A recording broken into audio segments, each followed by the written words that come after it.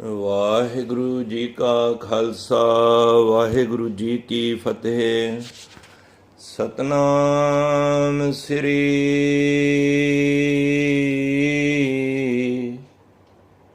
ਵਾਹਿਗੁਰੂ ਸਾਹਿਬ JIO.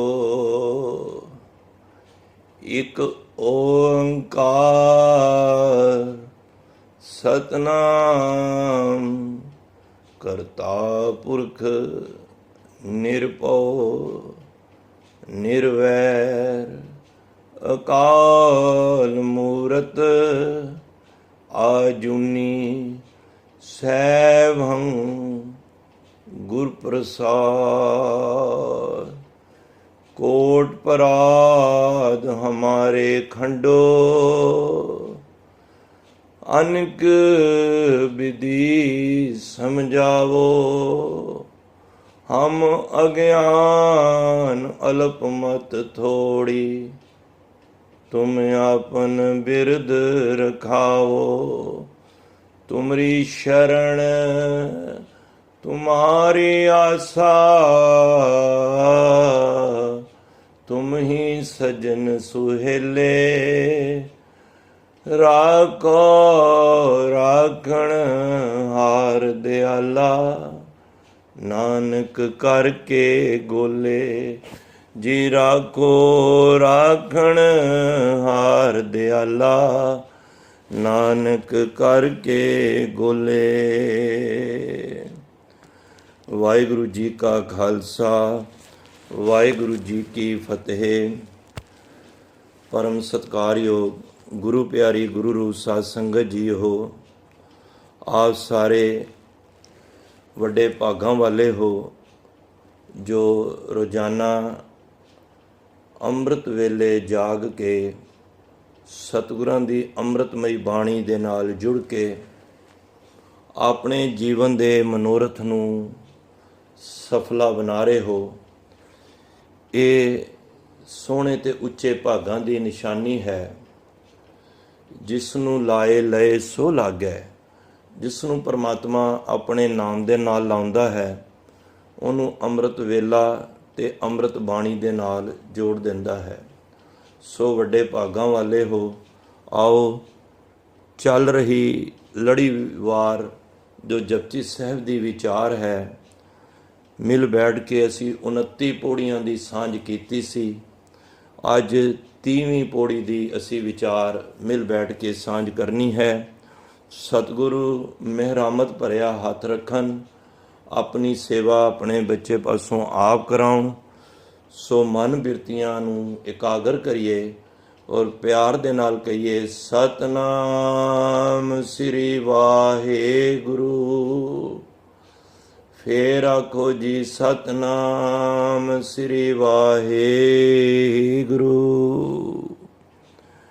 ਏਕਾ ਮਾਈ ਜੁਗਤ ਵਿਆਈ ਤਿੰਨ ਚੇਲੇ ਪ੍ਰਵਾਨ। ਸਾਹਿਬ ਸ੍ਰੀ ਗੁਰੂ ਨਾਨਕ ਪਾਤਸ਼ਾਹ ਸਤਿਗੁਰੂ ਸਿੱਖ ਨੂੰ ਸਚਿਆਰ ਬਣਾਉਣ ਵਾਸਤੇ ਇਸ ਬਾਣੀ ਦੇ ਅੰਦਰ ਸਾਨੂੰ ਇੱਕ ਹੋਰ ਜੋ ਇਸ ਭਾਰਤ ਵਰਸ਼ ਵਿੱਚ ਮਿੱਥਿਆ ਹੋਇਆ ਗੱਲ ਨੂੰ ਜੋ ਉਹਨਾਂ ਤਰਫੋਂ ਸਨਾਤਨ ਧਰਮ ਤਰਫੋਂ ਮੰਨੀ ਜਾ ਰਹੀ ਇਸ ਮਨੋਤ ਨੂੰ ਸਤਿਗੁਰੂ ਨੇ ਸਾਨੂੰ ਉਹ ਗੱਲ ਨੂੰ ਖੋਲ੍ਹ ਕੇ ਦੱਸਣ ਦਾ ਸਾਨੂੰ ਇੱਕ ਬੜਾ ਵੱਡਾ ਸਤਿਗੁਰੂ ਨੇ ਇਹ ਸਾਡੇ 'ਤੇ ਰਹਿਮਤ ਕਰਕੇ ਇਹ ਗੱਲ ਦੱਸੀ ਹੈ। ਇਸ ਤੋਂ ਪਹਿਲਾਂ 2 ਪੌੜੀਆਂ ਜੋ ਕਿ ਜੋਗੀ ਦੇ ਬਾਰੇ ਅਸੀਂ ਸਾਂਝ ਕੀਤੀਆਂ ਸੀ ਕਿ ਜੋਗੀਆਂ ਦਾ ਕਿਸ ਤਰ੍ਹਾਂ ਦਾ ਪਹਿਰਾਵਾ ਸੀ। ਕੰਨ ਪੜਵਾਏ ਹੋਏ ਸੀ, ਪਿੰਡੇ 'ਤੇ ਸੁਆਹ ਮੱਲੀ ਹੋਈ ਸੀ ਅਤੇ ਹੱਥ 'ਚ ਕਰਮੰਡਲ, ਸਿੰਗੀ ਵਜਾਣਾ ਅਤੇ ਇੱਕ ਚੂਰਮਾ ਵੰਡਣਾ। ਮਹਾਰਾਜ ਨੇ ਸਾਰੀਆਂ ਗੱਲਾਂ ਨੂੰ ਦੱਸ ਕੇ ਅਤੇ ਗੁਰਮਤਿ ਦੇ ਸਿਧਾਂਤ ਨਾਲ ਬਾਹਰੀ ਚਿੰਨ੍ਹਾਂ ਨੂੰ ਮਹਾਰਾਜ ਨੇ ਕੰਡਮ ਕਰਕੇ ਅਤੇ ਇਸ ਨੂੰ ਇੱਕ ਗੁਰਮਤਿ ਦਾ ਜਾਮਾ ਪਵਾਉਣ ਦਾ ਸਾਨੂੰ ਇਹ ਸੁੰਦਰ ਉਪਰਾਲਾ ਦੱਸਿਆ ਹੈ। ਸੋ ਅੱਜ ਜਿਹੜੀ ਮਹਾਰਾਜ ਗੱਲ ਕਰ ਰਹੇ ਹਨ ਮਹਾਰਾਜ ਕਹਿੰਦੇ ਨੇ ਇਹ ਮੈਂ ਆਪਣੇ ਕੋਲੋਂ ਨਹੀਂ ਕਹਿ ਰਿਹਾ, ਇਹ ਜੋ ਧਰਮ ਦੇ ਅੰਦਰ, ਸਨਾਤਨ ਧਰਮ ਅੰਦਰ ਇੱਕ ਗੱਲ ਮਿੱਥੀ ਹੋਈ ਹੈ, ਭਾਵ ਕਿ ਉਹਨਾਂ ਦੇ ਮਨਾਂ ਵਿੱਚ ਇਹ ਗੱਲ ਹੈ, ਉਹਨਾਂ ਦੀ ਮਨੋਤ ਹੈ, ਸਾਡੀ ਨਹੀਂ ਹੈ। ਇਹ ਮਹਾਰਾਜ ਉਹਨਾਂ ਦਾ ਖਿਆਲ ਦੇ ਰਹੇ ਨੇ। ਕਿਤੇ ਇਹ ਨਾ ਸੋਚੀਏ ਕਿ ਗੁਰੂ ਮਹਾਰਾਜ ਸਾਨੂੰ ਕਿਸੇ ਦੇਵੀ ਦੇਵਤੇ ਨਾਲ ਜੋੜ ਰਹੇ ਨੇ, ਨਹੀਂ, ਉਹ ਤੇ ਸਾਨੂੰ ਸਚਿਆਰ ਬਣਾਉਣ ਵਾਸਤੇ ਉਸ ਅਕਾਲ ਪੁਰਖ ਵਾਹਿਗੁਰੂ ਦੇ ਨਾਲ ਜੋੜਨ ਦਾ ਸਾਨੂੰ ਇੱਕ ਨਵੇਕਲਾ ਢੰਗ ਦੱਸ ਰਹੇ ਹਨ। ਤਾਂ ਗੁਰੂ ਮਹਾਰਾਜ ਅੱਜ ਕੀ ਕਹਿ ਰਹੇ ਹਨ ਕਿ ਏਕਾ ਮਾਈ ਜੁਗਤ ਵਿਆਈ, ਏਕਾ ਇੱਕ ਮਾਈ ਮਾਇਆ, ਇੱਕ ਮਾਈ ਭਾਵ ਇੱਕ ਮਾਇਆ ਜੋ ਪਰਮਾਤਮਾ ਵੱਲੋਂ ਬਣਾਈ ਗਈ ਹੈ। ਦੇਖੋ, ਇੱਕ ਪਰਮਾਤਮਾ ਆਪ ਹੈ, ਜਦੋਂ ਹੋਂਦ ਵਿੱਚ ਆਇਆ ਤੇ ਉਸਨੇ ਮਾਇਆ ਨੂੰ ਵੀ ਪ੍ਰਗਟ ਕਰਕੇ ਇਸ ਸੰਸਾਰ ਵਿੱਚ ਮਾਇਆ ਨੂੰ ਪਸਾਰਾ ਕਰਕੇ ਤੋ ਪਰਮਾਤਮਾ ਵੱਲੋਂ ਇਹ ਮਾਇਆ ਬਣਾਈ ਗਈ ਹੈ। ਇਹ ਮਾਇਆ ਤਾਕੀ ਹੈ ਛਾਇਆ। ਸੋ ਇਹ ਪਰਮਾਤਮਾ ਵੱਲੋਂ, ਇੱਕ ਪਰਮਾਤਮਾ ਆਪ ਹਨ, ਇੱਕ ਪਰਮਾਤਮਾ ਵੱਲੋਂ ਬਣਾਈ ਗਈ ਇਹ ਮਾਇਆ ਹੈ, ਜਿਸ ਦੇ ਚੁੰਗਲ ਵਿੱਚ ਸੰਸਾਰ ਦਾ ਹਰ ਇੱਕ ਜੀਵ ਆ ਕੇ ਫਸ ਜਾਂਦਾ ਹੈ। ਕਿਉਂਕਿ ਇੱਕ ਦਾਸੀ ਧਾਰੀ ਸਬਲ ਪਸਾਰੀ, ਜੀ ਜੰਤ ਲੈ ਮੋਹਨਿਆ। ਇਹ ਦਾਸੀ, ਇਹ ਮਾਇਆ ਜਿਹਨੇ ਸਾਰੇ ਆਪਣੀ ਲਿਸ਼ਕ ਬੁਸ਼ਕ ਨਾਲ, ਇੱਕ ਭਰਮ ਦੇ ਨਾਲ ਇੱਕ ਸੰਸਾਰ ਦੇ ਹਰ ਇੱਕ ਜੀਵ ਨੂੰ ਫਸਾ ਰੱਖਿਆ ਹੈ। ਕੋਈ ਵੀ ਇਸ ਮਾਇਆ ਤੋਂ ਵਾਂਝਾ ਨਹੀਂ ਹੈ, ਪਰ ਉਹੀ ਇਸ ਮਾਇਆ ਦੀ ਪਕੜ ਤੋਂ ਹਟ ਜਾਂਦੇ ਹਨ ਜਿਨ੍ਹਾਂ ਤੇ ਉਸ ਅਕਾਲ ਪੁਰਖ ਵਾਹਿਗੁਰੂ ਦੀ ਕਿਰਪਾ ਹੋ ਜਾਂਦੀ ਹੈ। ਤਾਂ ਗੁਰੂ ਮਹਾਰਾਜ ਕਹਿੰਦੇ ਨੇ ਏਕਾ ਮਾਈ, ਇੱਕ ਮਾਇਆ ਜੁਗਤ ਵਿਆਈ, ਕਿਸੇ ਜੁਗਤੀ ਦੇ ਨਾਲ, ਕਿਸੇ ਤਰੀਕੇ ਦੇ ਨਾਲ, ਕਿਸੇ ਮੈਥਡ ਦੇ ਨਾਲ ਵਿਆਹੀ ਗਈ। ਇੱਥੇ ਹਾਹਾ ਨਹੀਂ ਪੜਨਾ, ਇੱਥੇ ਈੜੀ ਨੂੰ ਬਿਹਾਰੀ ਲੱਗੀ ਹੈ, ਵਿਆਹੀ ਮਤਲਬ ਕਿ ਇੱਕ ਮਾਇਆ ਕਿਸੇ ਤਰੀਕੇ ਨਾਲ ਵਿਆਹੀ ਗਈ। ਪਿੰਡਾਂ ਵਿੱਚ ਕਈ ਵਾਰੀ ਤੁਸੀਂ ਦੇਖੋ, ਜੇ ਜਾਂਦੇ ਹੋਵੋ ਨਾ, ਤੇ ਕਿਸੇ ਗਾਂ ਨੂੰ, ਮੱਝ ਨੂੰ ਕੋਈ ਸੂਈ ਹੋਵੇ ਤੇ ਅਸੀਂ ਕਹਿੰਦੇ ਨੇ ਇਹ ਵਿਆਹੀ ਗਈ ਹੈ, ਭਾਵ ਕਿ ਇਹ ਮਤਲਬ ਕਿ ਇਹ ਸੂਈ ਹੋਈ ਹੈ, ਸਮਝ ਲਓ। ਤਾਂ ਮਹਾਰਾਜ ਕਹਿੰਦੇ ਨੇ ਇੱਕ ਜਿਹੜੀ ਮਾਇਆ ਸੀ ਨਾ, ਉਹ ਵਿਆਹੀ ਗਈ। ਵਿਆਹੀ ਤੋਂ ਭਾਵ ਫਿਰ ਜਦੋਂ ਬੰਦਾ ਵਿਆਹਿਆ ਜਾਂਦਾ ਹੈ ਤੇ ਕੀ ਹੁੰਦਾ ਹੈ, ਫਿਰ ਸਮਾਂ ਪਾ ਕੇ ਉਹ ਪ੍ਰਸੂਤੀ ਵੀ ਜਾਂਦੀ ਹੈ, ਭਾਵ ਪ੍ਰੈਗਨੈਂਟ ਵੀ ਹੁੰਦੀ ਹੈ। ਮਾਇਆ ਦੀ ਜਦ ਕਿਸੇ ਤਰੀਕੇ ਨਾਲ ਵਿਆਹੀ ਗਈ ਤੇ ਉਹਦੀ ਫਿਰ ਵਿਆਹ ਵੀ ਹੋਇਆ, ਜੁਗਤ ਵਿਆਹੀ, ਕਿਸੇ ਤਰੀਕੇ ਨਾਲ ਉਹਦਾ ਵਿਆਹ ਹੋ ਗਿਆ। ਹੁਣ ਵਿਆਹ ਹੋਇਆ ਤੇ ਮਾਰੇ ਕਹਿੰਦੇ ਨੇ ਤਿੰਨ ਚੇਲੇ ਪ੍ਰਵਾਨ, ਉਹਦੇ ਚੇਲੇ ਤਿੰਨ, ਭਾਵ ਤਿੰਨ ਪੁੱਤਰਾਂ ਦਾ ਉਹਨੇ ਜਨਮ ਦਿੱਤਾ। ਮਾਇਆ ਜਦੋਂ ਵਿਆਹੀ ਗਈ ਨਾ, ਪ੍ਰਸੂਤੀ ਗਈ, ਪ੍ਰੈਗਨੈਂਟ ਹੋਈ, ਤੇ ਉਸ ਮਾਇਆ ਦੇ ਵਿੱਚੋਂ ਤਿੰਨ ਉਹਦੇ ਪੁੱਤਰ ਪੈਦਾ ਹੋਏ। ਸਿੱਧੇ ਲਫ਼ਜ਼ਾਂ ਨਾਲ ਇਹ ਹੈ। ਮਹਾਰਾਜ ਕਹਿੰਦੇ ਨੂੰ ਕਿਹੜੇ ਤਿੰਨ ਪੁੱਤਰ ਸਨ, ਮਹਾਰਾਜ ਆਪਣਾ ਖਿਆਲ ਨਹੀਂ ਦੇ ਰਹੇ, ਇਹ ਉਸ ਧਰਮ ਦੀ ਗੱਲ ਕਰ ਰਹੇ ਹਨ ਜਿਹੜੇ ਇਸ ਨੂੰ ਮਿਥਿਆ ਹੋਇਆ, ਮਿਥਿਆਸ ਹੈ। ਇੱਕ ਸੰਸਾਰੀ, ਇੱਕ ਭੰਡਾਰੀ, ਇੱਕ ਲਾਏ ਦੀਵਾਨ। ਉਹਨਾਂ ਦੀ ਇੱਕ ਮਨੋਤ ਹੈ ਕਿ ਜਿਹੜੇ ਤਿੰਨ ਪੁੱਤਰ ਮਾਇਆ ਵਿੱਚੋਂ ਪੈਦਾ ਹੋਏ ਨੇ, ਇੱਕ ਤੇ ਸਭ ਤੋਂ ਪਹਿਲਾਂ ਸੰਸਾਰੀ ਹੈ, ਜਿਨੇ ਸੰਸਾਰ ਨੂੰ ਪੈਦਾ ਕੀਤਾ ਹੈ। ਦੂਜਾ ਹੈ ਭੰਡਾਰੀ, ਜੋ ਇਹ ਸਾਰੀ ਸਮਝ ਲਓ ਰੋਜੀ ਰੋਟੀ ਦੇ ਰਿਹਾ ਸਾਰਿਆਂ ਨੂੰ। ਤੇ ਤੀਜਾ ਹੈ ਜੋ ਇੱਕ ਲਾਏ ਦੀਵਾਨ। ਦੀਵਾਨ ਤੋਂ ਭਾਵ ਜਿਹੜਾ ਕਚਹਿਰੀ ਲਾ ਕੇ ਜੋ ਸਾਡੇ ਲੇਖੇ ਜੋਖੇ ਕਰਦਾ ਹੈ, ਭਾਵ ਸਾਨੂੰ ਇਸ ਸੰਸਾਰ ਵਿੱਚੋਂ ਨਾਸ਼ ਕਰਦਾ ਹੈ, ਖਤਮ ਕਰਦਾ ਹੈ, ਜਿਹਦਾ ਨਾਮ ਦਿੱਤਾ ਹੈ ਬ੍ਰਹਮਾ, ਵਿਸ਼ਨੂੰ ਤੇ ਮਹੇਸ਼। ਇਹ ਤਿੰਨ ਸ਼ਕਤੀਆਂ ਨੇ ਜਿਹੜੀਆਂ, ਉਹ ਮਹਾਰਾਜ ਕਹਿੰਦੇ ਨੇ ਇਹ ਉਹਨਾਂ ਦੀ ਮਨੋਤ ਹੈ ਕਿ ਬ੍ਰਹਮਾ ਸਾਰੀ ਸ੍ਰਿਸ਼ਟੀ ਨੂੰ ਪੈਦਾ ਕਰਦਾ ਹੈ, ਵਿਸ਼ਨੂੰ ਉਹਦੇ ਕੋਲ ਭੰਡਾਰੇ ਨੇ ਜਿਨ੍ਹਾਂ ਵਿੱਚੋਂ ਅਸੀਂ ਲੈ ਰਹੇ ਹਾਂ, ਤੇ ਬ੍ਰਹਮਾ ਵਿਸ਼ਨੂੰ ਤੇ ਮਹੇਸ਼ ਸ਼ਿਵ ਜੀ ਜਿਹੜਾ ਇਸ ਮਨੁੱਖ ਨੂੰ ਇਸ ਸੰਸਾਰ ਤੋਂ ਫਿਰ ਉਹਦੀ ਨਾਸ਼ ਕਰਦਾ ਹੈ।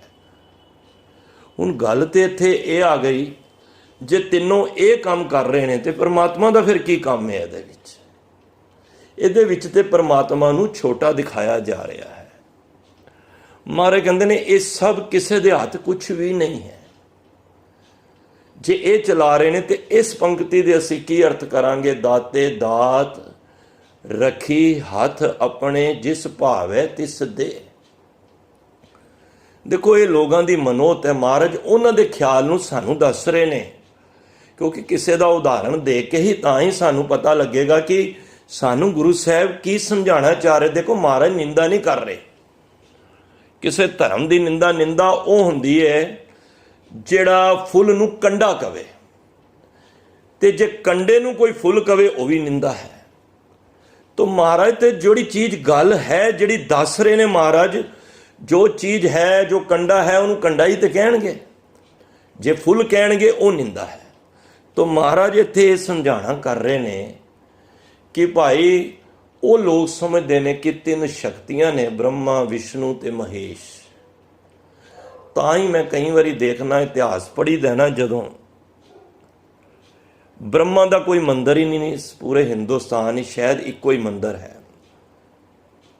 ਉਹ ਰਾਜਸਥਾਨ ਵਿੱਚ ਪੁਸ਼ਕਰ ਇੱਕ ਜਗ੍ਹਾ ਹੈ, ਇੱਕੋ ਵੱਡਾ ਮੰਦਰ ਬ੍ਰਹਮਾ ਦਾ ਹੈ। ਕਿਉਂਕਿ ਬ੍ਰਹਮਾ ਕੋਲੋਂ ਇਹ ਲੋਕਾਂ ਨੂੰ ਪਤਾ ਹੈ ਕਿ ਇਹਦੇ ਕੋਲ ਹੁਣ ਮਿਲਣਾ ਕੀ ਹੈ, ਜਿਹਨੇ ਸਾਨੂੰ ਜਨਮ ਦੇ ਦਿੱਤਾ ਹੈ। ਉਸ ਤੋਂ ਬਾਅਦ ਇਹਦੀ ਉਕਤ ਕੀ ਹੈ, ਉਹ ਭਾਵ ਉਹਦੀ ਕੋਈ ਹੁਣ ਪੂਜਾ ਨਹੀਂ ਕਰਦਾ। ਵਿਸ਼ਨੂੰ ਦੇ ਮੰਦਰ ਤੁਹਾਨੂੰ ਬਹੁਤ ਮਿਲਣਗੇ, ਪਰ ਕਮਾਲ ਦੀ ਗੱਲ ਹੈ ਸ਼ਿਵ ਜੀ ਦੇ ਮੰਦਰ ਤੇ ਹਰ ਜਗ੍ਹਾ ਤੇ ਮਿਲਣਗੇ। ਕਿਉਂ? ਕਿਉਂਕਿ ਮੌਤ ਦਾ ਡਰ ਹਰ ਇੱਕ ਨੂੰ ਹੈ, ਮੈਨੂੰ ਵੀ ਤੁਹਾਨੂੰ ਵੀ ਹੈ। ਪਰ ਗੁਰੂ ਸਾਹਿਬ ਕਹਿੰਦੇ ਨੇ ਇਹ ਤਿੰਨੋਂ ਨਾ ਤਿੰਨੋਂ ਦੇ ਨਾਲ ਜੁੜੇ ਹੋਏ ਨੇ। ਪਤਾ ਨਹੀਂ ਮਹਾਰਾਜ ਨੇ ਕੀ ਸਾਡੇ ਤੇ ਤਰਸ ਕੀਤਾ, ਸਾਨੂੰ ਇਹ ਚੁੰਗਲ ਵਿੱਚੋਂ ਕੱਢਿਆ। ਜਿਹੜਾ ਏਕਾ ਲਾ ਕੇ ਲਾਇਆ ਨਾ ਕਿ ਇੱਕ ਓੰਕਾਰ, ਉਹਨਾਂ ਦਾ ਹੈ ਓਮ। ਓਮ ਤਿੰਨ ਊੜਾ ਐੜਾ ਤੇ ਮੰਮਾ। ਉਹ ਤਿੰਨ ਸ਼ਕਤੀਆਂ ਨੂੰ ਮੰਨਦੇ ਨੇ। ਗੁਰੂ ਸਾਹਿਬ ਕਹਿੰਦੇ ਨਹੀਂ, ਉਹਨਾਂ ਦੇ ਪਿੱਛੇ ਜਿਹੜਾ ਕੰਮ ਕਰ ਰਿਹਾ ਹੈ ਉਹ ਏਕਾ ਹੈ, ਉਹ ਇੱਕ ਹੈ, ਇੱਕ ਤੋਂ ਇਲਾਵਾ ਕੋਈ ਨਹੀਂ ਹੈ। ਦੇਖੋ ਫਿਰ ਮਹਾਰਾਜ ਨੇ ਕਾਰ ਲਗਾਈ। ਕਾਰ ਤੋਂ ਭਾਵ ਉਹ ਇੱਕ ਰਸ ਹੈ, ਸਰਵ ਵਿਆਪਕ ਹੈ। ਉਹ ਪਰਮਾਤਮਾ ਇੱਕ ਹੈ। ਉਹ ਤਿੰਨ ਸ਼ਕਤੀਆਂ ਉਹਦੇ ਅਧੀਨ ਨੇ, ਉਹ ਕੁਛ ਨਹੀਂ ਕਰ ਰਹੀਆਂ। ਤਿੰਨੋਂ ਸ਼ਕਤੀਆਂ ਉਸ ਪਰਮਾਤਮਾ ਦੇ ਅਧੀਨ ਨੇ, ਤੇ ਉਹ ਪਰਮਾਤਮਾ ਇੱਕ ਰਸ ਹੈ। ਤੇ ਮਹਾਰਾਜ ਇੱਥੇ ਇਹ ਸਮਝਾ ਰਹੇ ਨੇ ਭਾਈ ਇਹਨਾਂ ਦੇ ਹੱਥ ਪੱਲੇ ਕੁਛ ਨਹੀਂ, ਇਹ ਸਭ ਕੁਝ ਪਰਮਾਤਮਾ ਦੇ ਹੱਥ ਹੈ। ਹੁਣੇ ਪੜ੍ਹ ਕੇ ਹਟਿਆ ਨਾ ਜਪਜੀ ਸਾਹਿਬ, ਗੁਰਾ ਇੱਕ ਦੇਹ 부ਝਾਈ। हे ਗੁਰੂ, ਐਵੇਂ ਪੜ੍ਹਨਾ ਹੈ, ਗੁਰਾ हे ਗੁਰੂ ਇੱਕ ਦੇਹ 부ਝਾਈ। ਮੈਨੂੰ ਇੱਕ ਬੂਝ ਦੇ ਦੇ, ਮੈਨੂੰ ਇੱਕ ਸਮਝ ਦੇ ਦੇ, ਇੱਕ ਮੈਨੂੰ ਸੂਝ ਦੇ ਦੇ, ਇੱਕ ਮੈਨੂੰ ਗਿਆਨ ਦੇ ਦੇ। ਉਹ ਕਿਹੜੀ? ਗੁਰਾ ਇੱਕ ਦੇਹ 부ਝਾਈ, ਸਭਨਾ ਜੀਆਂ ਕਾ ਇੱਕ ਦਾਤਾ, ਸੋ ਮੈਂ ਵਿਸਰ ਨਾ ਜਾਈ। ਭਾਈ ਇਹਨਾਂ ਸ਼ਕਤੀਆਂ ਦੇ ਵਿੱਚ ਕੁਛ ਵੀ ਨਹੀਂ ਹੈ। ਦੇਖੋ ਕਿਸੇ ਆਫਿਸ ਕਿਸੇ ਨੇ ਬਣਾਇਆ, ਮਾਲਕ ਨੇ, ਤੇ ਉਹਨੇ ਸਾਡੇ ਵਰਗੇ ਨੂੰ ਨੌਕਰੀ ਤੇ ਰੱਖ ਲਿਆ। ਮੈਂ ਹੋਰ ਸੌਖਾ ਲੈ ਲਾਂ, ਤੇ ਮੈਂ ਉਹਦੇ ਸੈਲਰੀ ਦੇ ਉੱਤੇ ਉਸ ਆਫਿਸ ਤੇ ਨੌਕਰੀ ਕਰ ਰਿਹਾ, ਜੌਬ ਕਰ ਰਿਹਾ, ਤੇ ਸਮਾਂ ਪਾ ਕੇ ਮੈਨੂੰ ਮੇਰਾ ਸਮਾਂ ਹੋ ਜਾਏ ਤੇ ਮੈਂ ਕਹਾਂ ਮੈਂ ਇਸ ਕੰਪਨੀ ਦਾ ਮਾਲਕ ਹਾਂ। ਇਹ ਕਿਸ ਤਰ੍ਹਾਂ ਗੱਲ ਬਣ ਸਕਦੀ ਹੈ? ਦਰਅਸਲ ਇਹੀ ਭੁਲੇਖਾ ਪੈ ਗਿਆ ਕਿ ਪਰਮਾਤਮਾ ਨੇ ਜਿਨ੍ਹਾਂ ਨੂੰ ਡਿਊਟੀ ਲਗਾਈ, ਲੋਕਾਂ ਨੇ ਉਹਨਾਂ ਨੂੰ ਹੀ ਰੱਬ ਮੰਨ ਲਿਆ। ਦਰਅਸਲ ਉਹ ਰੱਬ ਨਹੀਂ ਹੈ। ਔਰ ਇੱਕ ਗੱਲ ਮੈਂ ਇਹ ਵੀ ਕਹਿ ਦਾਂ, ਅਸੀਂ ਜਿਹਦੀ ਪੂਜਾ ਜਿਹਦੀ ਕਰਾਂਗੇ ਨਾ, ਅਸੀਂ ਉਹ ਵਜੇ ਹੋ ਜਾਵਾਂਗੇ। ਫਿਰ ਧਿਆਨ ਨਾਲ ਸੁਣੋ, ਅਸੀਂ ਜੇ ਅਕਾਲ ਪੁਰਖ ਵਾਹਿਗੁਰੂ ਦੀ ਪੂਜਾ ਕਰਾਂਗੇ, ਦੇਖੋ ਪੂਜਾ ਦੋ ਕਾਰਨ ਹੁੰਦੀ ਹੈ। ਗੁਰਮਤਿ ਵਿੱਚ ਪੂਜਾ ਨਹੀਂ ਹੈ, ਗੁਰਮਤਿ ਵਿੱਚ ਸਿਮਰਨ ਹੈ। ਪੂਜਾ ਦੋ ਕਾਰਨ ਹੁੰਦੀ ਹੈ, ਜਾਂ ਤੇ ਡਰ ਕਰਕੇ ਜਾਂ ਲਾਲਚ ਕਰਕੇ। ਫਿਰ ਧਿਆਨ ਦੇਵੋ, ਬੰਦਾ ਪੂਜਾ ਕਿਉਂ ਕਰਵਾਉਂਦਾ ਹੈ? ਮੈਨੂੰ ਡਰ ਹੈ ਕਿ ਮੇਰੇ ਜਿਹੜੇ ਬਣੇ ਕੰਮ ਨੇ ਵਿਗੜ ਨਾ ਜਾਣ, ਮੇਰਾ ਇਹ ਕੰਮ ਇਹ ਨਾ ਹੋ ਜਾਏ, ਮੈਨੂੰ ਇਹ ਨਾ ਡਰ ਹੁੰਦਾ ਹੈ। ਤੇ ਇੱਕ ਪੂਜਾ ਹੁੰਦੀ ਹੈ ਲਾਲਚ ਵਸ਼। ਇਹ ਦੋ ਕਾਰਨ ਕਰਕੇ ਹੀ ਪੂਜਾ ਹੁੰਦੀ ਹੈ। ਸ਼ਾਇਦ ਇਹੀ ਕਾਰਨ ਹੈ ਅਸੀਂ ਵੀ ਗੁਰੂ ਸਾਹਿਬ ਦੇ ਦੁਆਰੇ ਇਸੇ ਕਾਰਨ ਹੀ ਜਾਂਦੇ ਹਾਂ। ਸਾਨੂੰ ਆਪਣਾ ਲਾਲਚ, ਆਪਣਾ ਸਵਾਰਥ ਲੈ ਕੇ ਜਾਂਦਾ ਹੈ। ਕਿੱਥੇ ਸਿੱਖਾ ਤੂੰ ਕਦੀ ਇਹ ਸਭ ਲਾਲਚ, ਡਰ ਤੋਂ ਹਟ ਕੇ ਕਿਤੇ ਹਿਰਦੇ ਦੇ ਨਾਲ ਗੁਰੂ ਦੇ ਕਦੀ ਦਰਸ਼ਨ ਕਰਨ ਵਾਸਤੇ ਜਾ, ਕਿ ਗੁਰੂ ਸਾਹਿਬ ਬਹੁਤ ਚਿਰ ਹੋ ਗਿਆ ਮੈਨੂੰ, ਮੈਂ ਇਹ ਵੀ ਮੰਗਦਾ ਰਿਹਾ, ਸਭ ਕੁਝ ਮੰਗਦਾ ਰਿਹਾ, ਪਰ ਅੱਜ ਮੈਂ ਤੁਹਾਡੇ ਦਰ ਤੇ ਤੁਹਾਡੇ ਦਰਸ਼ਨਾਂ ਵਾਸਤੇ ਆਇਆ ਹਾਂ। ਮਾਰੇ ਕਹਿੰਦੇ ਨਾ, ਜਿਸ ਜਨ ਕੋ ਪ੍ਰਭ ਦਰਸ ਪਿਆਸਾ, ਨਾਨਕ ਤਾਂ ਕਹਿ ਬਲ ਬਲ ਜਾਸਾ।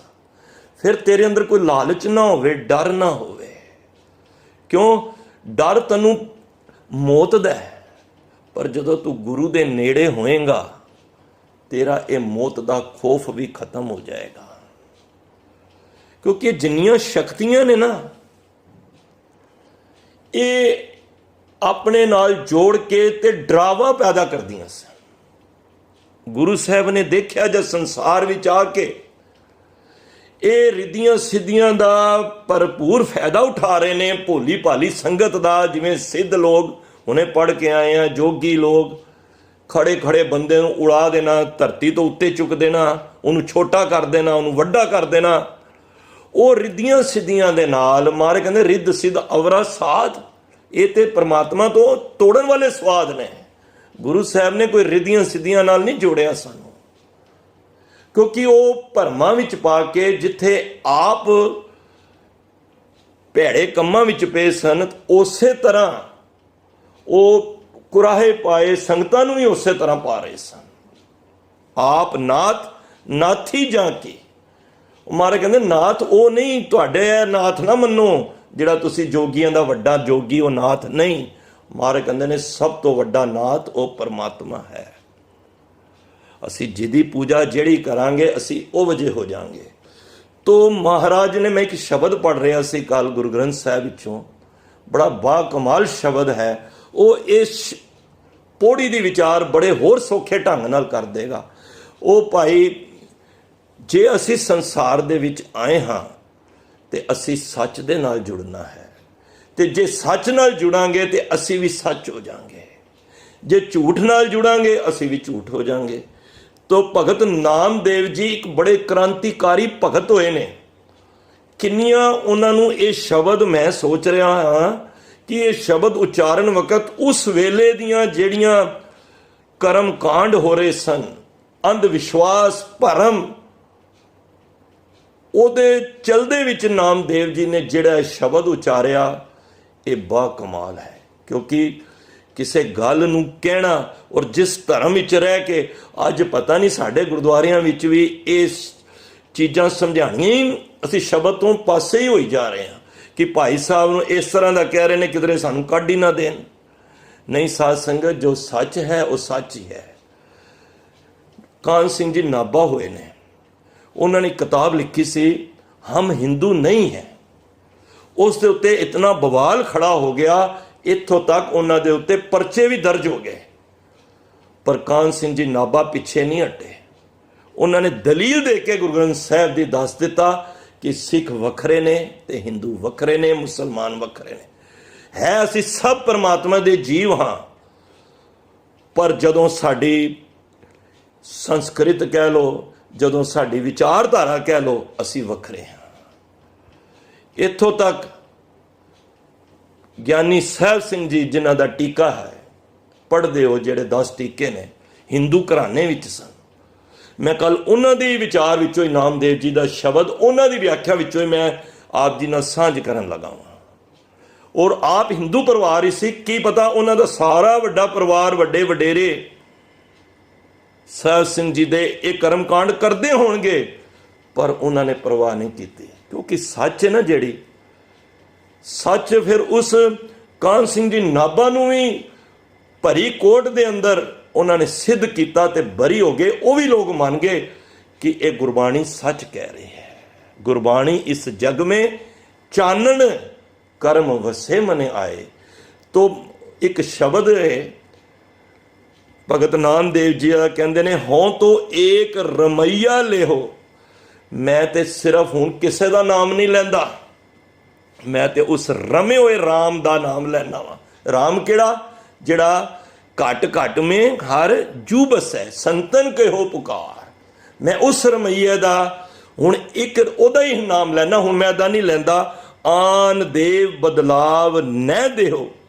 मैं हुण किसी भी देवी देवते नूं मैं किसी का भी हुण नाम नहीं लैंदा। हुण भावें मेरे उत्ते जो मर्जी हो जाए, मैं हुण इन्हां नूं जो मैं पूजदा सी ना देवी देवतियां नूं, ओदे बदले मैं परमात्मा ये नाम मैं तेरे अगे रख के ते तेरे नाम नूं हुण मैं जप रहा, होर मैं किसी नूं नहीं जप रहा। ते शब्द की रमता विच कहंदे ने भैरो भूत शीतला धावै। देखो जिस तरह मैं कहा, जिहदी असी पूजा करांगे ना असी ओ वजे हो जाएंगे। भैरो भूत, भैरो जिस तरह शिव जी दियां 8 शक्लां सन, उहदे विच भैरो भी शक्ल सी। ये मंदिर है जम्मू दे कोल जाके, मेरे ख्याल अगे दुर्गा मंदिर तो 3 किलोमीटर अगे भैरो भूत मंदिर है। वो भूत दी उहदी शक्ल है, उसनूं लोकी मनदे ने ते वो सवारी करदा है कुत्ते दी। देखो भगत नाम जी दे शब्द है, मैं अपने कोलों नहीं ला रहा। हुण जिहड़ा भैरो दी पूजा करेगा, भैरो वर्गा ही होएगा ना। हुण मैं गुरु नानक पातशाह दा पुजारी हाँ, मैं उन्हां दा उपासक हाँ, ते सुभावक है गुरु नानक पातशाह दीयां बख्शिशां जो गुरु नानक पातशाह करते हैं, असी अगर उन्हां दी खुशी लांगे तो असी गुरु नानक पातशाह वर्गे ही बनांगे ना। जो हर का प्यारा सो सबना का प्यारा। ते भगत नामदेव जी कहते ने जिहड़ा भैरो दा पुजारी हुंदा है, उहदी सवारी उस भूत दी कुत्ते दी सवारी है। ते जद असी उहदे उपासक बनांगे तो आपे हिसाब ला लीए सानू की मिलेगा अगे जाके। शीतला धावै, भैरो भूत शीतला धावे। तो वह कहते ने जिस तरह कोई शीतला, जिस चेतक वाली असी शीतला माता कहने ना, जिहड़ा हुण शीतला नूं उहदे भी मंदिर ने, जिहड़ा शीतल नूं पूजा करेगा जिहदी, कहते ने खर बाहन ओ छार उड़ावै। खर हुंदा खोता, वो शीतलता दी जिहड़ी सवारी है ना खोते दी है। हुण मैं जे शीतलता माई नूं मन्नांगा, मैं नहीं कह रहा, गुरु ग्रंथ साहिब दे बोल ने जिहदे तुसीं मत्था टेकदे हो, भगत नामदेव जी कह रहे हैं। कहंदे ने वो फिर खोते दी जून मिलेगी। खोते नूं की वो हर वक्त छार उड़ांदा, भाव वो हर वक्त एक मिट्टी घट्टा ही उड़ांदा, तुहानूं ये वाली जून सानूं मिलनी है। ते नामदेव जी कहंदे ने हों तो एक रमैया लै हो। मैं तो बस हुण एक हरि दे नाम नूं रमये होए राम नूं ही ध्याना, ओदी टेक आसरा लिया है। शिव शिव करते जो नर ध्यावै। जिहड़े हुण शिव जी की पूजा करते हैं, शिव शिव करते हैं, जो नर ध्यावै बरद चढ़ै डोरू डमकावै। बरद वो बलद दे उत्ते उहदी सवारी है ते डुमरू वजांदा है।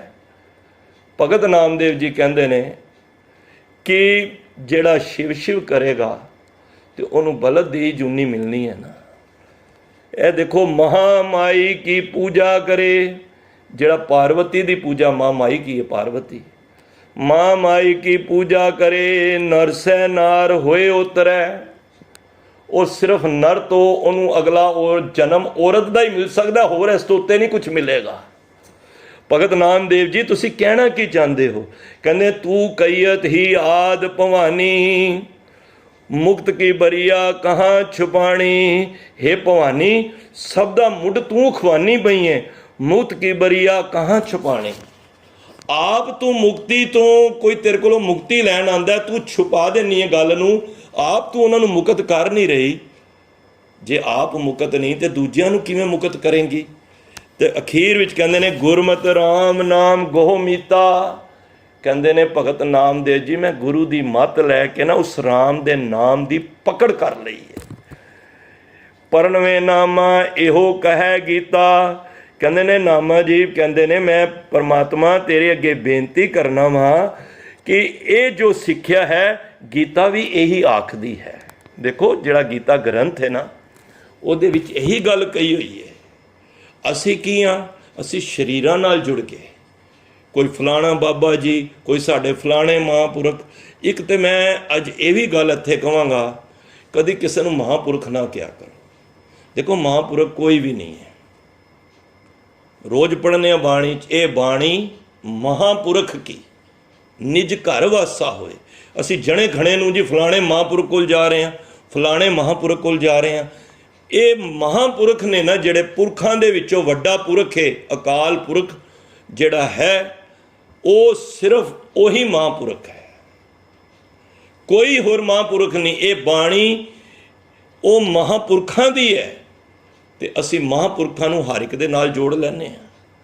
ਤੋ ਗੁਰੂ ਸਾਹਿਬ ਅੱਜ ਇੱਥੇ ਇਹ ਸਮਝਾਉਣਾ ਕਰ ਰਹੇ ਨੇ, ਭਾਈ ਇਹ ਕੋਈ ਤਿੰਨਾਂ ਸ਼ਕਤੀਆਂ, ਇਹਨਾਂ ਦੇ ਹੱਸ ਕੁਛ ਵੀ ਨਹੀਂ ਹੈ। ਇਹ ਉਹਨਾਂ ਦੀ ਬਿਉਂ ਮਨੋਤ ਹੈ।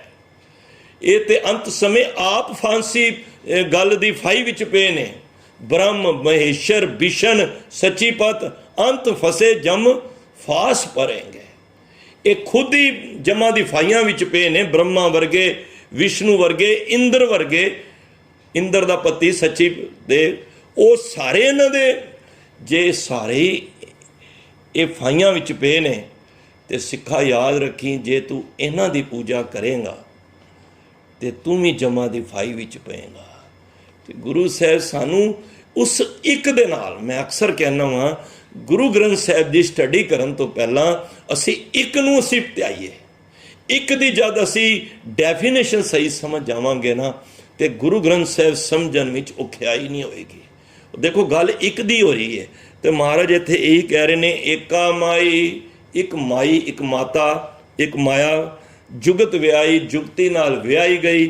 ਜਦੋਂ ਵਿਆਹੀ ਗਈ, ਪ੍ਰਸੂਤੀ ਗਈ, ਉਹਦੇ ਘਰ 3 ਬੱਚੇ ਹੋਏ, 3 ਚੇਲੇ ਪ੍ਰਵਾਨ, ਇੱਕ ਸੰਸਾਰੀ, ਇੱਕ ਭੰਡਾਰੀ, ਇੱਕ ਲਾਏ ਦੀਵਾਨ, ਇੱਕ ਬ੍ਰਹਮਾ, ਇੱਕ ਵਿਸ਼ਨੂੰ, ਇੱਕ ਮਹੇਸ਼।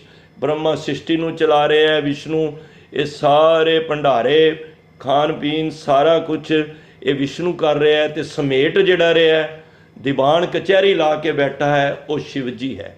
ਤਾਂ ਮਹਾਰਾਜ ਕਹਿੰਦੇ ਨੇ ਇਹ ਤਿੰਨੋਂ ਉਹ ਸਮਝ ਰਹੇ ਨੇ ਕਿ ਤਿੰਨੋਂ ਕਰ ਰਹੇ ਨੇ, ਪਰ ਮਹਾਰਾਜ ਕੋਲ ਫਿਰ ਅੱਗੋਂ ਆਪਣਾ ਫੈਸਲਾ ਹੁਣ ਦੇ ਰਹੇ ਨੇ। ਮਹਾਰਾਜ ਕਹਿੰਦੇ ਨੇ ਜਿਵ ਤਿਸ ਭਾਵੈ, ਭਾਵੇਂ ਨਹੀਂ ਪੜਨਾ ਦੁਲਾਵਾਂ ਨੇ, ਜਿਵ ਤਿਸ ਭਾਵੈ ਤਿਵੈ ਚਲਾਵੈ, ਜਿਵ ਹੋਵੇ ਫਰਮਾਨ।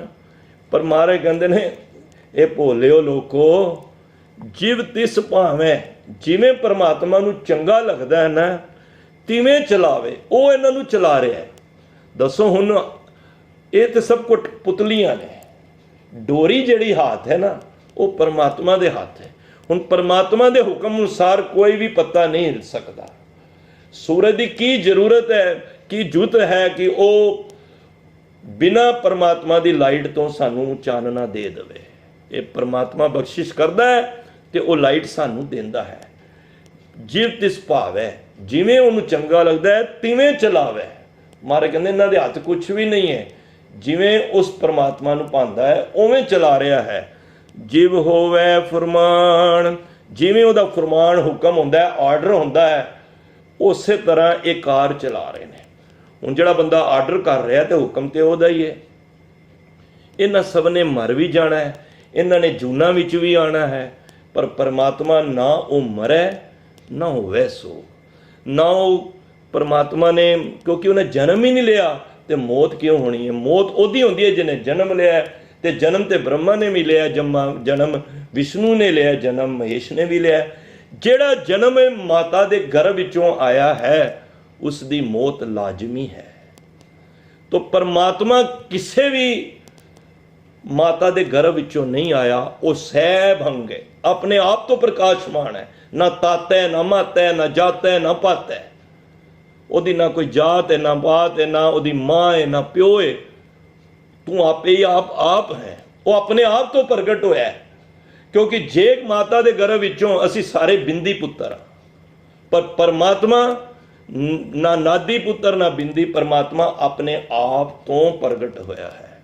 ਤਾਂ ਗੁਰੂ ਮਹਾਰਾਜ ਕਹਿੰਦੇ ਨੇ ਜਿਵੇਂ ਉਹਨੂੰ ਚੰਗਾ ਲੱਗਦਾ ਉਹ ਆਰਡਰ ਕਰਦਾ ਹੈ। ਪਰਮਾਤਮਾ ਇੱਕ ਗੱਲ ਇਹ ਵੀ ਜੇ ਸਲਾਹ ਵੀ ਕਿਸੇ ਕੋਲੋਂ ਨਹੀਂ ਲੈਂਦਾ। ਜਦੋਂ ਜਿਹੜੀ ਮੌਜ ਹੁੰਦੀ ਹੈ ਨਾ, ਉਸੇ ਵੇਲੇ ਕਰ ਦਿੰਦਾ ਹੈ। ਉਹ ਚਾਹੇ ਮੌਜ 'ਚ ਆਇਆ ਸ੍ਰਿਸ਼ਟੀ ਨੂੰ ਸਾਜ ਦੇਗਾ, ਮੌਜ 'ਚ ਆਇਆ ਸ੍ਰਿਸ਼ਟੀ ਨੂੰ ਸਮੇਟ ਦੇਗਾ। ਹਰਨ ਪਰਨ ਜਾਕਾ ਨੇਤਰ ਫੋਰ, ਤਿਸ ਕਾ ਮੰਤਰ ਨਾ ਜਾਣੇ ਹੋਰ। ਉਹ ਤੇ ਖਿਨ ਮੇ ਥਾਪ ਉਥਾਪਣ ਹਾਰਾ, ਉਹ ਤੇ ਖਿਨ ਵਿੱਚ ਥਾਪ ਦੇਗਾ, ਖਿਨ ਵਿੱਚ ਉਹਨੂੰ ਨਸ਼ਟ ਕਰ ਦੇਗਾ। ਜਬ ਉਦ ਕਰ ਕਰਾ ਕਰਤਾਰਾ, ਪ੍ਰਜਾ ਧਰਤ ਤਬ ਦੇ ਅਪਾਰਾ। ਜਬ ਆ ਕਰਕ, ਜਦੋਂ ਉਹਨੇ ਮਿਲਾਣਾ ਆਪਣੇ ਨਾਲ, ਜਬ ਆ ਕਰਕ ਕਰ ਤੋ ਕਬੂ ਤੁਮ ਮੈਂ ਮਿਲਤ ਦੇ ਤਰ ਸਭੂ। ਜਦੋਂ ਉਹਨੇ ਸ੍ਰਿਸ਼ਟੀ ਨੂੰ ਸਮੇਟਣਾ ਨਾ, ਤੇ ਕੋਈ ਸਮਾਂ ਨਹੀਂ ਲੱਗਣਾ। ਤੁਸੀਂ ਇੱਕ ਮਕਾਨ ਨੂੰ ਢਾਣਾ ਹੋਏ ਕਿੰਨਾ ਸਮਾਂ ਲੱਗ ਜਾਂਦਾ ਹੈ, ਪਰ ਮਹਾਰਾਜ ਨੇ ਇਤਨੀ ਸ੍ਰਿਸ਼ਟੀ ਸਾਜ ਕੇ ਪਰਮਾਤਮਾ ਨੂੰ, ਉਹਨੂੰ ਕੋਈ ਬਹੁਤਾ ਸਮਾਂ ਨਹੀਂ ਲੱਗਣਾ। ਜਦੋਂ ਪਰਲੋ ਆਂਦੀ ਏ, ਸਾਈਕਲੋਨ ਆਉਂਦੇ ਨੇ, ਕਿੰਨੀ ਕੁ ਦੇਰ ਲੱਗਦੀ ਏ। ਪਿੰਡਾਂ ਦੇ ਪਿੰਡ, ਸ਼ਹਿਰਾਂ ਦੇ ਸ਼ਹਿਰ, ਕੰਟਰੀਆਂ ਦੀਆਂ ਕੰਟਰੀਆਂ ਢਹਿ ਜਾਂਦੀਆਂ ਨੇ, ਇੱਕੋ ਮਿੰਟ 'ਚ ਮੱਲੀਆ ਮੇਟ ਹੋ ਜਾਂਦਾ ਹੈ। ਤਾਂ ਉਹਦਾ ਹੀ ਆਰਡਰ ਚੱਲਦਾ ਹੈ। ਉਹ ਜਿਵੇਂ ਚਾਹੁੰਦਾ ਹੈ ਉਸ ਤਰ੍ਹਾਂ ਉਹ ਸ੍ਰਿਸ਼ਟੀ ਨੂੰ ਚਲਾ ਰਿਹਾ ਹੈ। ਉਹ ਵੇਖਿਆ, ਉਹ ਨਾ ਓੜਾ ਖੁੱਲਿਆ ਹੋਇਆ ਹੈ। ਓੜਾ ਦੋ ਰੂਪਾਂ 'ਚ ਆਉਂਦਾ ਹੈ, ਇੱਕ ਬੰਦ ਵਿੱਚ, ਇੱਕ ਖੁੱਲੇ 'ਚ। ਇਹਦਾ ਓੜਾ ਦਾ ਮਤਲਬ ਭਾਵ ਕਿ ਹੋੜਾ ਲੱਗਿਆ ਉੱਤੇ। ਐਵੇਂ ਸਮਝੋ ਹੋੜਾ ਲੱਗ ਨਹੀਂ ਸਕਦਾ, ਤਾਂ ਓੜੇ ਨੂੰ ਉੱਤੇ ਕਰਨਾ ਉਹ, ਨਹੀਂ ਤੇ ਅਸੀਂ ਕਈ ਵਾਰੀ ਉਹ ਪੜ ਜਾਂਦੇ ਹਾਂ। ਉਹ ਵੇਖਿਆ, ਕਮਾਲ ਦੀ ਗੱਲ ਏ। ਉਹ ਪਰਮਾਤਮਾ ਵੇਖ ਰਿਹਾ ਸਾਰਿਆਂ ਨੂੰ, ਸਾਨੂੰ ਤੁਹਾਨੂੰ ਸਭ ਨੂੰ ਇਸ ਟਾਈਮ ਵੇਖ ਰਿਹਾ ਹੈ। ਕਿਉਂਕਿ ਉਹਨੇ ਸ੍ਰਿਸ਼ਟੀ ਸਾਜ ਕੇ ਸ੍ਰਿਸ਼ਟੀ ਤੋਂ ਪਰੇ ਨਹੀਂ ਹੋਇਆ। ਉਹ ਕਰਤਾ ਪੁਰਖ ਹੈ, ਉਹ ਵਿੱਚ ਹੀ ਹੈ। ਉਹ ਵੇਖਿਆ, ਉਹ ਕੌਣ? ਉਹ ਪਰਮਾਤਮਾ। ਉਹ ਵੇਖਿਆ, ਉਹਨਾਂ ਨਜ਼ਰ ਨਾ ਆਵੇ। ਪਰ ਕਮਾਲ ਦੀ ਗੱਲ ਹੈ, ਬ੍ਰਹਮਾ ਵਿਸ਼ਨੂੰ ਮਹੇਸ਼ ਸਾਡੇ ਵਰਗਿਆਂ ਨੂੰ ਕਿਸੇ ਨੂੰ ਵੀ ਪਰਮਾਤਮਾ ਨਜ਼ਰ ਨਹੀਂ ਆ ਰਿਹਾ। ਜਿਸ ਦਿਨ ਇਹ ਗੱਲ ਦੀ ਸਮਝ ਆ ਗਈ, ਤੇ ਮੈਂ ਸਮਝਣਾ ਕੋਈ ਬੰਦਾ ਮਾੜਾ ਕੰਮ ਕਰੇਗਾ ਹੀ ਨਹੀਂ। ਜਿਸ ਦਿਨ ਇਹ ਪਤਾ ਲੱਗ ਗਿਆ ਕਿ ਪਰਮਾਤਮਾ ਸਾਨੂੰ ਵੇਖ ਰਿਹਾ ਹੈ ਤੇ ਅਸੀਂ ਪਰਮਾਤਮਾ ਨੂੰ ਨਹੀਂ ਵੇਖ ਰਹੇ, ਉਹ ਵੇਖਿਆ, ਉਹਨਾਂ ਨਜ਼ਰ ਨਾ ਆਵੇ। ਭਗਤ ਜਨਾਂ ਨੇ ਪਰਮਾਤਮਾ ਨੇ ਤੇ ਵੇਖ ਹੀ ਰਿਹਾ ਸੀ, ਭਗਤ ਜਨਾਂ ਨੇ ਪਰਮਾਤਮਾ ਨੂੰ ਵੀ ਵੇਖ ਲਿਆ। ਤਾਂ ਹੀ ਉਹਨਾਂ ਨੇ ਇਸ ਭਗਤੀ ਦਾ ਮਾਰਗ ਚੁਣਿਆ ਸੀ। ਉਹ ਵੇਖਿਆ, ਉਹਨਾਂ ਨਜ਼ਰ ਨਾ ਆਵੇ ਬਹੁਤਾ ਇਹ ਵਿਡਾਨ। ਇਹ ਬੜੀ ਇੱਕ ਅਚਰਜ ਗੱਲ ਹੈ ਕਿ ਪਰਮਾਤਮਾ ਸਾਨੂੰ ਵੇਖਦਾ ਪਿਆ, ਪਰ ਸਾਡੀ ਨਜ਼ਰ ਉਹ ਅੱਖਾਂ ਹੀ ਨਹੀਂ ਨੇ। ਨਾਨਕ ਸੇ ਅੱਖੀਆਂ ਬੇਅੰਤ, ਉਹ ਅੱਖਾਂ ਹੀ ਦੂਜਿਆਂ ਨੇ। ਇਹ ਅੱਖਾਂ ਤੋਂ ਰੱਬ ਨਹੀਂ ਵਿਖਦਾ, ਉਹ ਮਨ ਦੀਆਂ ਅੱਖਾਂ ਤੋਂ ਵਿਖਦਾ ਹੈ। ਇਸ ਹਿਸਾਬ ਨਾਲ ਤੇ ਅੰਧੇ ਜਿਹੜੇ ਹੋਣਗੇ ਉਹ ਤੇ ਵੇਖ ਹੀ ਨਹੀਂ ਪਾਣਗੇ। ਨਹੀਂ, ਇਹ ਗੱਲ ਉਸ ਅੱਖਾਂ ਦੀ ਹੈ ਜਿਹੜੀ ਮਨ ਦੀ ਅੱਖਾਂ ਨੇ। ਤਾਂ ਮਹਾਰਾਜ ਕਹਿੰਦੇ ਨੇ ਉਹ ਵੇਖ ਰਿਹਾ, ਅਸੀਂ ਪਰਮਾਤਮਾ ਨੂੰ ਨਹੀਂ ਵੇਖ ਰਹੇ। ਕਿੰਨੀ ਵੱਡੀ ਅਚਰਜ, ਹੈਰਾਨ ਕਰਨ ਵਾਲੀ ਗੱਲ ਹੈ। ਤਾਂ ਮਹਾਰਾਜ ਕਹਿੰਦੇ ਨੇ ਇਸ ਕਰਕੇ ਅਸੀਂ ਫਿਰ ਕੀ ਕਰੀਏ? ਅਸੀਂ ਕਿਸੇ ਨੂੰ ਨਮਸਕਾਰ ਕਰੀਏ, ਕਿਹਨੂੰ ਕਰੀਏ? ਮਹਾਰਾਜ ਕਹਿੰਦੇ ਨੇ ਫਿਰ ਸਾਡੀ ਵੀ ਨਮਸਕਾਰ ਉਹਨੂੰ ਹੀ ਬੰਦੀ। ਆਦੇਸ਼ ਤਿਸੈ ਆਦੇਸ਼, ਹੇ ਸਿੱਧ ਜਨੋ, ਤੁਸੀਂ ਨਮਸਕਾਰ ਕਿਸੇ ਨੂੰ ਨਾ ਕਰੋ। ਜੇ ਪ੍ਰਣਾਮ ਝੁਕਣਾ ਹੈ ਉਸ ਪਰਮਾਤਮਾ ਦੇ ਅੱਗੇ ਝੁਕੋ। ਆਦੇਸ਼ ਤਿਸੈ ਆਦੇਸ਼, ਤਿਸੈ ਉਸ ਪਰਮਾਤਮਾ ਨੇ ਅੱਗੇ ਉਸ ਨੂੰ ਨਮਸਕਾਰ ਕਰੋ। ਉਹ ਕੀ ਹੈ? ਮਹਾਰਾਜ ਕਹਿੰਦੇ ਨੇ ਉਹ ਆਦ ਤੋਂ ਹੈ, ਸਭ ਤੋਂ ਮੁੱਢ ਤੋਂ ਹੈ ਪਰਮਾਤਮਾ। ਜਦ ਸ੍ਰਿਸ਼ਟੀ ਨਹੀਂ ਸੀ ਉਹ ਤਦ ਤੋਂ ਹੈ। ਅਨਾਦ ਅਨਆਦ, ਉਹ ਸ਼ੁੱਧ ਸਰੂਪ ਹੈ, ਕਲੰਕ ਤੋਂ ਰਹਿਤ ਹੈ, ਕਿਸੇ ਤਰ੍ਹਾਂ ਦੀ ਮੈਲ ਪਰਮਾਤਮਾ ਦੇ ਵਿੱਚ ਨਹੀਂ ਹੈ। ਉਹ ਅਨਾਦ ਹੈ, ਅਨੀਲ ਹੈ, ਅਨਾਦ, ਨਾਦ ਭਾਵ ਮੁੱਢ ਤੋਂ ਰਹਿਤ ਹੈ, ਅਨਾਹਤ ਨਾਸ਼ ਹੋਣ ਤੋਂ ਰਹਿਤ ਹੈ। ਜੁਗ ਜੁਗ ਏਕੋ ਵੇਸ, ਉਹ ਹਰ ਯੁਗਾਂ ਵਿੱਚ ਉਹਦਾ ਇੱਕੋ ਹੀ ਵੇਸ ਹੈ। ਭਾਵੇਂ ਦੁਆਪਰ ਹੈ, ਭਾਵੇਂ ਕਿਸੇ ਵੀ ਯੁੱਗ ਵਿੱਚ ਪਰਮਾਤਮਾ ਇੱਕੋ ਵੇਸ ਵਿੱਚ ਹੀ, ਇੱਕੋ ਰੂਪ ਵਿੱਚ ਹੀ ਰਹਿੰਦਾ ਹੈ। ਉਹ ਕਦੀ ਚੇਂਜ ਨਹੀਂ ਹੁੰਦਾ। ਅਸੀਂ ਉਸ ਨੂੰ ਨਮਸਕਾਰ ਕਰੀਏ ਤਾਂ ਗੁਰੂ ਨਾਨਕ ਪਾਤਸ਼ਾਹ ਨੇ ਸਾਨੂੰ ਅੱਜ ਦੇ ਇਸ ਪੌੜੀ ਦੇ ਅੰਦਰ ਉਹ ਲੋਕ ਜਿਹੜੇ ਮਨ ਵਿੱਚ ਇੱਕ ਮਿੱਥੀ ਹੋਈ ਗੱਲ ਨੂੰ ਕਿ ਇਹ ਤਿੰਨੋਂ ਅੱਜ ਵੀ ਲੋਕ ਮੰਨਦੇ ਨੇ ਕਿ ਬ੍ਰਹਮਾ ਹੀ ਇਸ ਸ੍ਰਿਸ਼ਟੀ ਨੂੰ ਪੈਦਾ ਕਰਦਾ ਹੈ, ਵਿਸ਼ਨੂੰ ਚਲਾ ਰਿਹਾ ਹੈ ਤੇ ਸ਼ਿਵ ਜੀ ਇਸ ਦਾ ਘਾਤਕ ਨੇ, ਇਸ ਨੂੰ ਕਚਹਿਰੀ ਲਾ ਕੇ ਨਾਸ਼ ਕਰਦੇ ਹਨ ਬੰਦਿਆਂ ਨੂੰ। ਮਾਰੇ ਕਹਿੰਦੇ ਨੇ ਇਹਨਾਂ ਤਿੰਨਾਂ ਦੇ ਹੱਥ ਕੁਛ ਨਹੀਂ ਹੈ, ਉਸ ਪਰਮਾਤਮਾ ਦੇ ਹੱਥ ਸਭ ਕੁਛ ਹੈ ਜੋ ਇਹ ਸਾਰੀ ਸ੍ਰਿਸ਼ਟੀ ਨੂੰ ਚਲਾ ਰਿਹਾ ਹੈ, ਸਾਰਿਆਂ ਨੂੰ ਰਿਜ਼ਕ ਰੋਟੀ ਦੇ ਰਿਹਾ ਹੈ ਔਰ ਜਦੋਂ ਚਾਹੇ ਜਿਵੇਂ ਚਾਹੇ ਉਹ ਜੀਆਂ ਨੂੰ ਵਾਪਸ ਹੀ ਬੁਲਾ ਲੈਂਦਾ ਹੈ। ਕਿਸੇ ਦੇ ਹੱਥ ਕੁਛ ਵੀ ਨਹੀਂ ਹੈ, ਤਾਂ ਸਭ ਪਰਮਾਤਮਾ ਦੇ ਹੱਥ ਹੈ। ਤਾਂ ਗੁਰੂ ਮਹਾਰਾਜ ਕਹਿੰਦੇ ਨੇ ਕਰਨ ਕਰਾਵਣ ਕਰਨੇ ਜੋਗ ਜੋ ਤਿਸ ਭਾਵੈ ਸੋਈ ਹੋਗ। ਉਹ ਕਰਨ ਕਰਾਵਣ ਵਾਲਾ ਪਰਮਾਤਮਾ ਆਪ ਹੈ। ਕਰਨ ਕਾਰਨ ਪ੍ਰਭ ਏਕ ਹੈ, ਦੂਸਰ ਨਾਹੀ ਕੋਏ, ਨਾਨਕ ਤਿਸ ਬਲਿਹਾਰਣੈ ਜਲ ਥਲ ਮਈਲ ਸੋਏ। ਉਸ ਪਰਮਾਤਮਾ ਤੋਂ ਬਲਿਹਾਰ ਜਾਈਏ ਜਿਹੜਾ ਜਲ ਵਿੱਚ, ਥਲ ਵਿੱਚ, ਮਈਲ ਵਿੱਚ, ਭਾਵ ਸਭ ਜਗ੍ਹਾ ਉਹ ਪਰਮਾਤਮਾ ਹੀ ਪਰਮਾਤਮਾ ਹੈ। ਕਿਸੇ ਦੇ ਹੱਥ ਪੱਲੇ ਕੁਛ ਵੀ ਨਹੀਂ ਹੈ। ਪਰਮਾਤਮਾ ਨੇ ਤੇ ਕਰੋੜਾਂ ਹੀ ਇੰਦਰ, ਕਰੋੜਾਂ ਹੀ ਬ੍ਰਹਮਾ ਤੇ ਕਰੋੜਾਂ ਹੀ ਵਿਸ਼ਨੂੰ ਪੈਦਾ ਕੀਤੇ ਹਨ। ਤੁਸੀਂ ਕਿਹੜੇ ਬ੍ਰਹਮਾ ਦੀ ਗੱਲ ਕਰ ਰਹੇ ਹੋ, ਕਿਹੜੇ ਵਿਸ਼ਨੂੰ ਦੀ ਗੱਲ ਕਰ? ਕੋਟ ਇੰਦਰ ਉਪਿੰਦਰ ਬਣਾਏ, ਬ੍ਰਹਮਾ ਰੁਦਰ ਉਪਾਏ ਖਪਾਏ। ਕਰੋੜਾਂ ਹੀ ਇੰਦਰ ਨੇ। ਮਹਾਰਾਜ ਕਹਿੰਦੇ ਨੇ ਪਰਮਾਤਮਾ ਨੇ ਕਿਤਨੇ ਸਮੇਂ ਜਿਤਨੀਆਂ ਸ੍ਰਿਸ਼ਟੀਆਂ ਨੇ ਉਤਨੇ ਇੰਦਰ ਨੇ। ਦੇਖੋ ਜਿਹਦੇ ਬੱਚੇ, ਹੁਣ ਬੱਚਿਆਂ ਦੀ ਜਿਹਦੀ ਡਿਊਟੀ ਲੱਗੀ ਹੋਏਗੀ, ਜਿੰਨੀਆਂ ਸ੍ਰਿਸ਼ਟੀਆਂ ਨੇ ਮਹਾਰਾਜ ਨੇ ਉਨੇ ਹੀ ਪੈਦਾ ਕੀਤੇ ਨੇ। ਤੇ ਫਿਰ ਜਿਹੜੇ ਪੈਦਾ ਹੋਏ ਨੇ ਉਹਨਾਂ ਨੇ ਮਰ ਵੀ ਜਾਣਾ ਹੈ। ਤੇ ਜੇ ਉਹਨਾਂ ਨੇ ਕੋਈ ਮਾੜੇ ਕਰਮ ਕੀਤੇ ਨੇ, ਉਹਨਾਂ ਦਾ ਕੋਈ ਪੁਜਾਰੀ ਹੋਏਗਾ, ਉਹ ਵੀ ਫਿਰ ਉਹੀ ਘਾਤਕ ਹੋਏਗਾ। ਤਾਂ ਮਹਾਰਾਜ ਕਹਿੰਦੇ ਨੇ ਮੈਂ ਤੁਹਾਨੂੰ ਉਸ ਸੁੱਚੇ ਤੇ ਸੱਚੇ ਪਰਮਾਤਮਾ ਦੇ ਨਾਲ ਜੋੜਨ ਆਇਆ ਵਾਂ, ਜਿਹੜਾ ਆਦ ਸੱਚ, ਜੁਗਾਦ ਸੱਚ, ਹੈ ਵੀ ਸੱਚ, ਨਾਨਕ ਹੋਸੀ ਵੀ ਸੱਚ। ਜਿਹੜਾ ਆਦ ਤੋਂ ਸੱਚ ਹੈ, ਜੁਗਾਂ ਤੋਂ ਸੱਚ ਹੈ, ਹੁਣ ਵੀ ਸੱਚ ਹੈ ਤੇ ਹੋਸੀ ਵੀ ਸੱਚ, ਉਹ ਅੱਗੋਂ ਵੀ ਸੱਚ ਰਹੇਗਾ। ਦੁਨੀਆ ਦੇ ਜਿਤਨੇ ਵੀ ਇਹ ਦੇਵੀ ਦੇਵਤੇ ਨੇ ਇਹ ਝੂਠੇ ਦਾ ਹੀ ਰਾਹ ਦਿਖਾ ਰਹੇ ਨੇ ਤੇ ਜੋ ਜੋ ਕਾਰਜ ਕਰ ਰਹੇ ਨੇ ਤੇ ਸਾਨੂੰ ਉਹ ਜਿਹੇ ਪ੍ਰਾਪਤ ਹੋਣੇ ਨੇ। ਤਾਂ ਗੁਰੂ ਸਾਹਿਬ ਸਾਨੂੰ ਇੱਕ ਅਕਾਲ ਪੁਰਖ ਵਾਹਿਗੁਰੂ ਦੇ ਨਾਲ ਜੋੜਨ ਆਏ ਨੇ। ਸਾਡੀ ਵੀ ਕੋਸ਼ਿਸ਼ ਹੋਈ ਕਿ ਅਸੀਂ ਵੀ ਇੱਕ ਨੂੰ ਹੀ ਨਮਸਕਾਰ ਕਰੀਏ, ਉਹਦੇ ਅੱਗੇ ਹੀ ਡੰਡੋਤ ਕਰੀਏ, ਉਹਦੇ ਅੱਗੇ ਹੀ ਤਰਲਾ ਪਾਈਏ, ਸਤਿਕਾਰ ਸਭ ਦਾ ਕਰੀਏ, ਪਰ ਸੀਸ ਉਸ ਪਰਮਾਤਮਾ ਦੇ ਅੱਗੇ ਝੁਕਾਈਏ ਜਿਹੜਾ ਇੱਕ ਹੈ, ਉਹ ਸਰਬ ਵਿਆਪਕ ਹੈ, ਜੂਨਾਂ ਤੋਂ ਰਹਿਤ ਹੈ, ਉਹ ਵੈਰ ਤੋਂ ਰਹਿਤ ਹੈ, ਉਹਦੇ ਅੰਦਰ ਕੋਈ ਡਰ ਨਹੀਂ। ਤੇ ਜੇ ਅਸੀਂ ਉਹਨੂੰ ਜਪਾਂਗੇ ਸਾਡੇ ਅੰਦਰ ਵੀ ਵੈਰ ਖਤਮ ਹੋਣਗੇ। ਸਾਡੇ ਅੰਦਰ ਵੀ ਜਿਨ ਨਿਰਭਉ ਜਿਨ ਹਰ ਨਿਰਭਉ ਧਿਆਇਆ ਜੀ, ਤਿਨ ਕਾ ਭਉ ਸਭ ਗਵਾਸੀ। ਜਿਹੜਾ ਉਸ ਨਿਰਭਉ ਨੂੰ ਜਪੇਗਾ, ਭੈ ਤੋਂ ਰਹਿਤ ਨੂੰ ਜਪੇਗਾ, ਉਹ ਵੀ ਨਿਰਭਉ ਹੋ ਜਾਏਗਾ। ਉਹਦੇ ਡਰ ਸਾਰੇ ਮੁੱਕ ਜਾਣਗੇ। ਜਿਸ ਤਰ੍ਹਾਂ ਭਗਤ ਨਾਮਦੇਵ ਜੀ ਨੇ ਕਿਹਾ, ਮੈਂ ਇਹਨਾਂ ਨੂੰ ਕਿਉਂ ਪੂਜਾਂ? ਇਹਨਾਂ ਦੀਆਂ ਸਵਾਰੀਆਂ ਕੁੱਤੇ ਦੀਆਂ, ਬਲਦ ਦੀਆਂ ਤੇ ਹੋਰ ਚੂਹੇ ਦੀਆਂ ਐਸੀਆਂ ਸਵਾਰੀਆਂ ਨੇ। ਮੈਂ ਉਹ ਜੂਨਾਂ ਵਿੱਚੋਂ ਤੇ ਨਿਕਲ ਕੇ ਮਨੁੱਖਾ ਦੇਹੀ ਮਿਲੀਏ, ਹੁਣ ਮੈਂ ਇਹ ਜੂਨਾਂ ਵਿੱਚ ਨਹੀਂ ਜਾਣਾ ਚਾਹੁੰਦਾ। ਇਹ ਪਰਮਾਤਮਾ ਮੈਂ ਤੈਨੂੰ ਜਪ ਕੇ ਮੈਂ ਤੇਰੇ ਵਰਗਾ ਬਣਨਾ ਚਾਹੁੰਦਾ। ਤਾਂ ਹੀ ਮਹਾਰਾਜ ਨੇ ਕਿਹਾ ਜੇ 8 ਗੁਣ ਪਰਮਾਤਮਾ ਦੇ ਤੁਹਾਡੇ ਵਿੱਚ ਆ ਗਏ, ਤੁਸੀਂ ਪਰਮਾਤਮਾ ਦਾ ਰੂਪ ਹੋ ਜਾਓਗੇ। ਤਾਂ ਹੀ ਮਹਾਰਾਜ ਕਿਹਾ 8 ਗੁਣ ਮਿਲਣਗੇ ਕਿਵੇਂ? ਇੱਕ ਓਂਕਾਰ ਤੋਂ ਸਹਿਭੰਗ, ਉਹ ਮਿਲਣਗੇ ਗੁਰ ਪ੍ਰਸਾਦ। ਜਿਹੜੀ ਕਿਰਪਾ ਲੈਣ ਵਾਸਤੇ ਤੁਸੀਂ ਸੰਗਤ ਵਿੱਚ ਬੈਠਦੇ ਹੋ, ਇਹ ਪਰਮਾਤਮਾ ਦੇ ਗੁਣ ਤੁਹਾਨੂੰ ਉਸ ਵਾਹਿਗੁਰੂ ਗੁਰੂ ਨਾਨਕ ਪਾਤਸ਼ਾਹ ਦੇ ਘਰੋਂ ਮਿਲਣਗੇ। ਤੇ ਜਿਹੜਾ ਇਹ ਗੁਣਾਂ ਦਾ ਧਾਰਨੀ ਹੋ ਜਾਏਗਾ, ਉਹ ਫਿਰ ਹਰੀ ਵਰਗਾ ਹੀ ਹੋ ਜਾਏਗਾ। ਜੇ ਹਰੀ ਦੇ ਗੁਣ ਪਰਮਾਤਮਾ ਦੇ ਸਾਡੇ ਵਿੱਚ ਆ ਗਏ, ਅਸੀਂ ਹਰੀ ਦਾ ਹੀ ਰੂਪ ਹੋ ਜਾਵਾਂਗੇ। ਤੋਂ ਮਹਾਰਾਜ ਕਿਰਪਾ ਕਰਨ। ਬੇਅੰਤ ਭੁੱਲਾਂ ਗਲਤੀਆਂ ਹੋਈਆਂ ਨੇ, ਖਿਮਾ ਕਰ ਦੇਣਾ। ਸ਼ਬਦ ਗੁਰੂ ਦਾ ਹੈ, ਵਿਚਾਰ ਗੁਰੂ ਦੀ ਹੈ, ਹਿਰਦੇ ਵਿੱਚ ਵਸਾਓ। ਸਾਰਿਆਂ ਦਾ ਤਹਿ ਦਿਲ ਤੋਂ ਧੰਨਵਾਦ। ਫਤਿਹ ਦੀ ਸਾਂਝ ਕਰੋ। ਵਾਹਿਗੁਰੂ ਜੀ ਕਾ ਖਾਲਸਾ, ਵਾਹਿਗੁਰੂ ਜੀ ਕੀ ਫਤਿਹ।